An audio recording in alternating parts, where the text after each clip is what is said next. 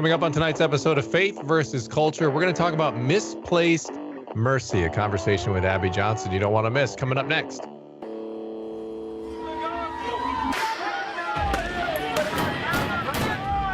have sex before you marry is a bad idea.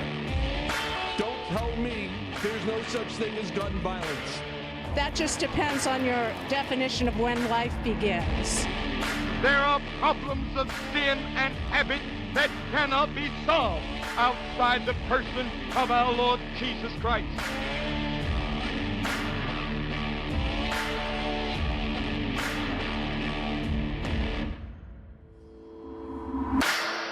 Well, hello and welcome to this episode of Faith versus Culture right here on the CBN News Channel. My name is Dan Andros. I'm the managing editor of Faithwire.com, and I'm joined, as always, by Billy Hallowell. Billy, what's going on? Doing well.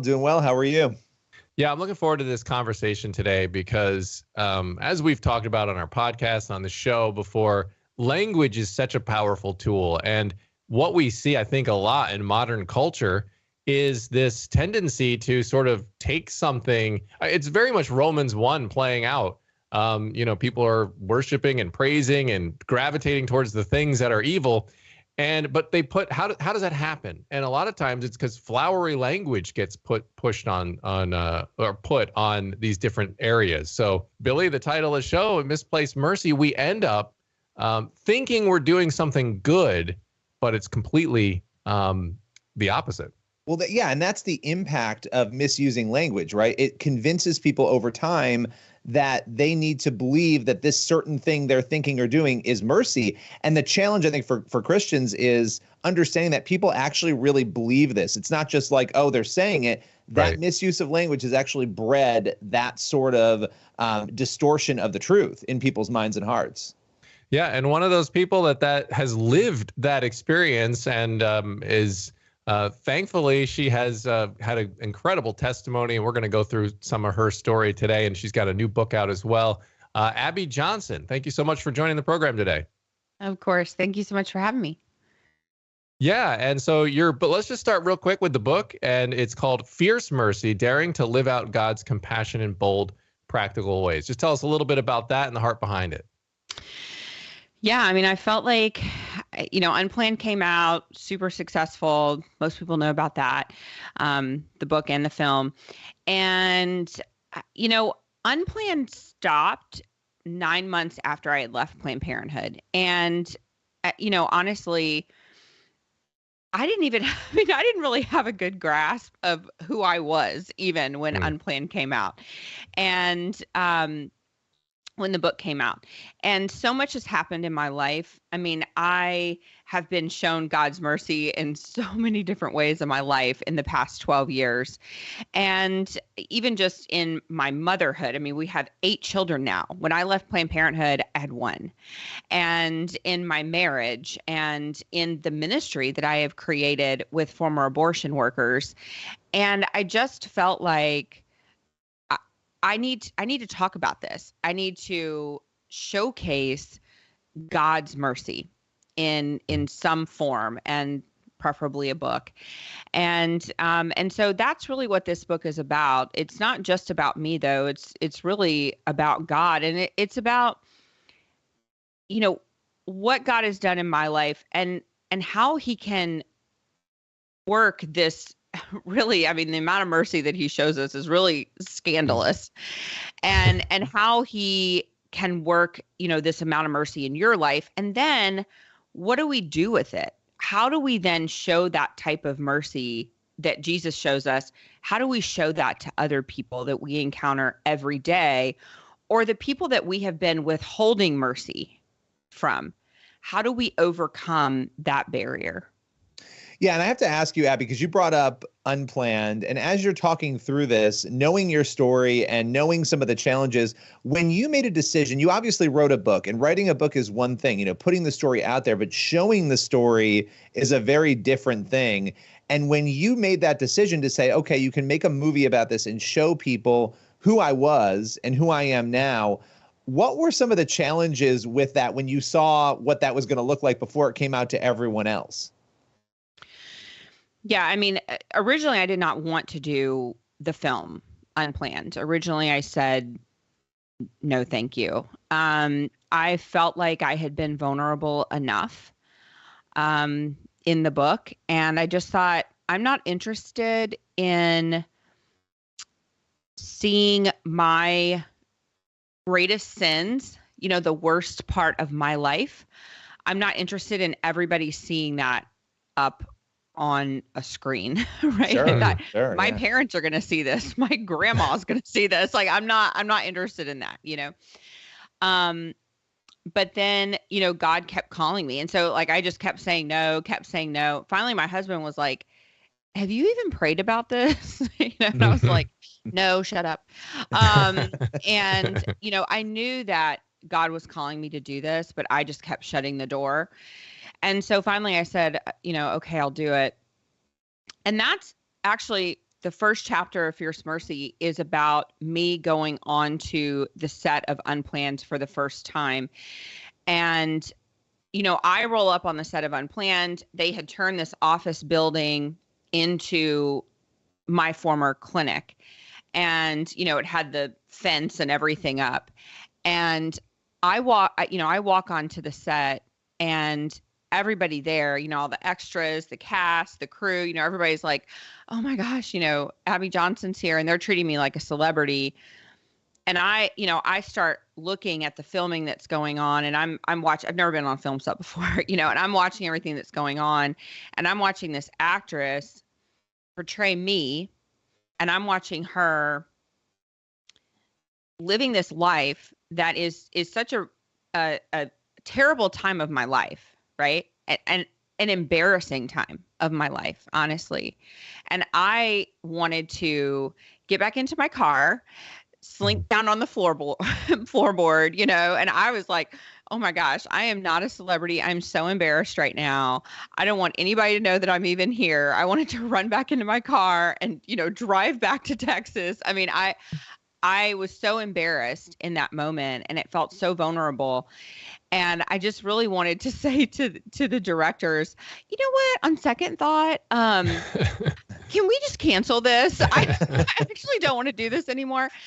But as I sat there, I remember one of the directors, Carrie Solomon, like reached over and he grabbed my hand, and I was crying, and he just reached over and grabbed my hand. And I just remember, God really speaking to me in that moment and just saying, this is not about you. And that was really, that was what I needed to, be poured into my heart at that moment, because honestly, the movie could have been about somebody named Alice Jones, right? For all it, it didn't matter. It wasn't about Abby Johnson. This was God's story, and it was really about proclaiming his heart and his love of conversion. And so, it was a beautiful moment, but it was also a moment where God really did show me and really pour out mercy onto me once again. I think that's that's just a really fascinating look at somebody tackling something that fear of man, because fear of man is so powerful. It really is. It holds us back from doing so much. So I wanted to ask you, because you kind of just powered through that.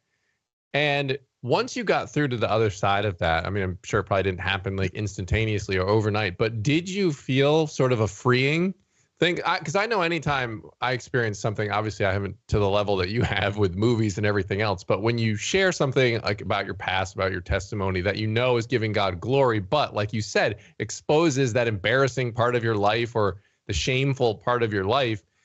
But when you actually do it, then there's this power that you feel, and you feel just free. And so then you wonder, like, why did I wait to do that? Did you have that same experience? I did, but it took some time, honestly, Dan. Yeah. So the producers came down to my home, and they showed me the first like rough cut of the film, and they wanted me to see it first. So they flew down to my house. They show me, and I had seen clips of the film, but I hadn't seen it like put together. So they come to my house, they sit on my couch, they, pop the film on my TV, and Doug and I are sitting on the couch and we're all sitting there watching it. And we get done with it. And, I'm like, wow, guys, that was great, and they leave. And I remember, we say our goodbyes, we hug them bye or whatever. We go back in, we sit on the couch, and I didn't really know what to say. And Doug was like, he looked at me and he said, well, what do you think? And I looked back at him and I said, I don't want to do this. And he said, well, honey, it's a little too late for that. and then again, Doug looked at me and said, Abby, it's not about you. And so it was like those words like just kept coming, and it was like just this reminder, that I needed over and over again. And I was like, you're right. It's not about me. And so when the film, as it was, that was sort of the final hesitancy that I had, was that moment. And God really like pulled me up out of it. And then I got really excited about it. I got really excited about the idea that, oh my gosh, like people, like God could really do something amazing with this, right? And people, they could really be converted. I mean, lives could really be saved. I mean, God, there's a reason that this is happening, right? And then when people were, doing the private screenings of the film, and that's when I started getting emails. The emails were pouring in from people every day. And during the pre-release, and I was getting emails from people saying, Abby, I brought a friend to the pre-release and they walked in super pro-choice and they walked out pro-life, and they'll never support abortion again. Or people were saying, I brought a client from my pregnancy center and they were going to choose abortion and they walked out and now they're choosing life for their baby. And that was when I felt like God was really empowering me. And I felt so free from any shame that I felt, with, people seeing that story. Then I wanted everybody to see it. Then I was like, as if totally flipped. Story, right? Like I felt like I'm open now, right? Like I'm completely open. I just felt very like ripped open and was like, everybody watch it, everybody see it, and God really empowered me through that moment. But it did take time. Like it did take steps, and it did take God and the Holy Spirit and my husband even just continuing to remind me and point me back to God and saying, this is not about you. It's not about you. This is about God. And that is a message of mercy, right? Always pointing back to God, reminding us it's not about man. It's not about what we do here on this earth, but always pointing us back to the kingdom of God. A great perspective to keep. And we're going to dive more into this topic. You can't get enough. We're talking about God's mercy, really, honestly. It's the greatest gift that we have on this side of creation. So we'll be back to talk more on Faith versus Culture right after this.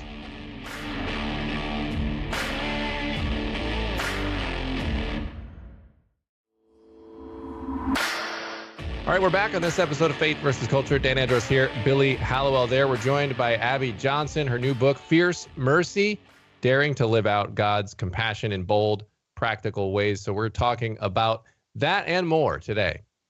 So, Abby, I have to ask you, when we talk about misplaced mercy, right, the assumption that we're doing something with mercy when we're actually not, when we're compromising truth, take us back to your mindset before your conversion when you were working in the clinic.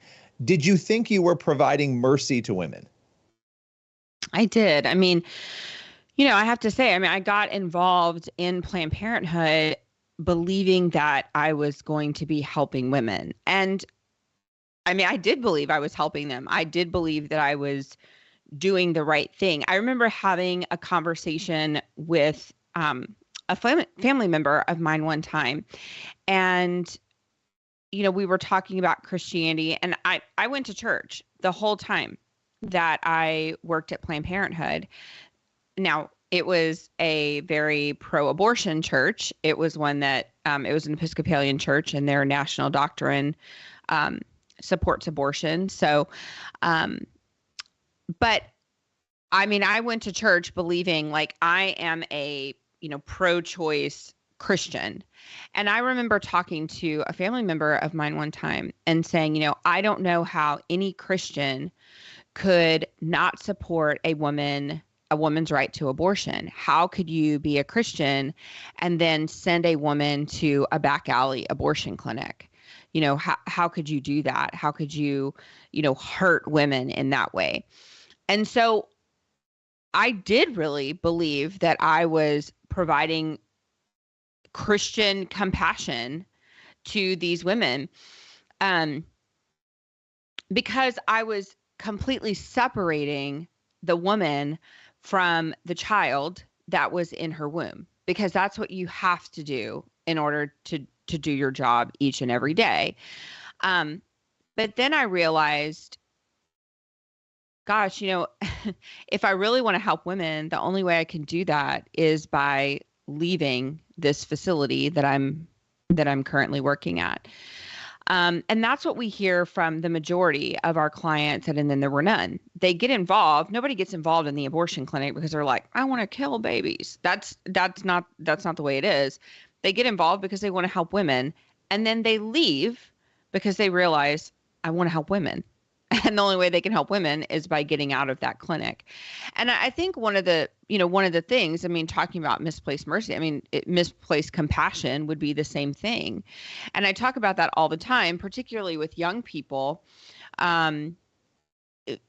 Society is preying on our young people today and, using them and this idea of misplaced compassion.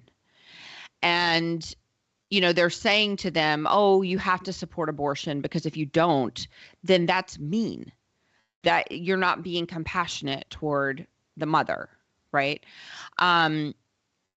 You have to support, the LGBT agenda, because if you don't, and you don't allow people to marry whoever they want, then that's mean, right? And so all of these things that they're trying to convince young people to support are against the, biblical foundations of Christ, but they're trying to just really prey on their compassionate heart. But really, what is biblical is compassionate. God's truth is compassionate. But that's not what we're teaching them. We're teaching them that the ways of the world are compassionate, but that's really not true compassion. Yeah. That's really not true mercy. Yeah. And my answer to when they say that is, or my question is always, by what standard? I love throwing that in there. But that always leads to an interesting conversation. But I wanted to ask you about, now you're in a pro-life ministry and you're active in that, how important this message of mercy is, and God's mercy in particular, of course, when women realize, or people realize, that they've either had an abortion or they've helped, work in the abortion industry, or even just championed and supported people's right for abortion. When they realize what it is that is actually happening there, I think maybe a stumbling block for a lot of people is the fear of, oh my goodness, like I'm condemned now because of what I've done. So how important is that message of mercy in light of that? It's extremely important. It's really the crux of our movement, because this movement, the pro-life movement, is made up of converts. This movement is made up of women who have laid on that table, of, men who have driven their wives or girlfriends to have abortions, people who have paid for abortions, people who are radical, pro-choice feminists at one point in time, people who have voted for abortion are now pro-life. That is the crux of the pro-life movement. People who, supported abortion at one time, participated in abortion at one time, and now they are staunchly pro-life. And so, I think one of the hangups that a lot of people have is understanding that God forgives us, but not being able to forgive ourselves. And, that's really a pride issue, not understanding that God is so much bigger than us. God is so much bigger than our sin. God is so much bigger than anything that we could ever do. He's so much bigger than our burdens. We are so small in comparison to how big God is. And so who are we to say that any amount of sin that we commit is bigger than the God that we serve? And so, that's something that we have to set down our pride and say we can bring anything to our God, to our Creator, and He can forgive anything because He is that great. He is that big, and He is that merciful. His mercy is that huge, and He loves us that much. Well, Abby, thank you so much for joining us today. The book is Fierce Mercy, Daring to Live Out God's Compassion in Bold and Practical Ways. We'll be right back.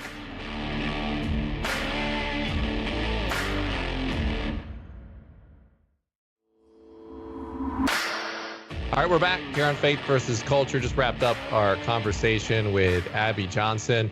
And Billy, that's a fascinating conversation because, we talked about facing the shame of your sin and your past. And like, she's done that probably in a way that most people have not, obviously, with the whole movie being made about, the most shameful thing in your life. So amazing, that she faced it, but boy, does that give her a platform to talk about God's mercy. It does. And it makes us think about what we believe is merciful. Is it really? We should be assessing that. Does it align with God's will and what God believes is true mercy? Yeah. I mean, because as we mentioned at the top of the show, culture, and Abby was saying this, has just painted all of these things as compassionate and merciful. And like, she really believed working at an abortion clinic was a compassionate thing to do.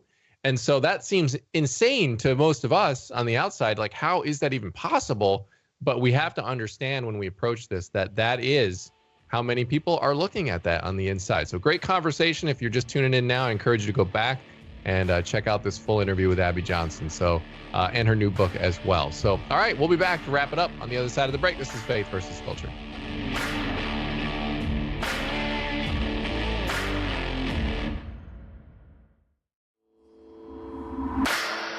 All right, that is all the time we have for this episode of Faith versus Culture. As always, head on over to cbnnews.com, faithwire.com for more news from a Christian perspective. We'll be praying for you this week.